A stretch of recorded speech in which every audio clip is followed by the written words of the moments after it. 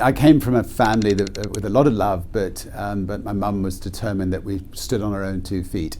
So from a very young age, maybe 5 or 6, she would, push me out of the car and told me to make my own way to grandmother's house, which was, maybe 3 miles away, and that's the kind of, nowadays people would say foolish thing she did, but it did help us stand on our own 2 feet. And she was incredibly supportive, lots of love, but every opportunity she had, she would push us to the limits.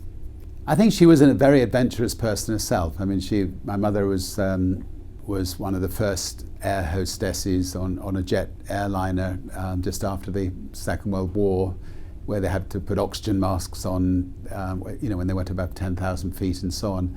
So, she was a glider pilot. She parachuted. So she did quite a lot of adventurous things herself, and I think she sort of expected it of her son. So I had a lot to live up to.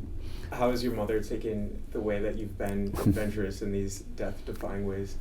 I think very well. I mean, she loves adventure herself, so she sort of lived in the last few years of her life, she's lived her life through myself, and anything I do, she comes along.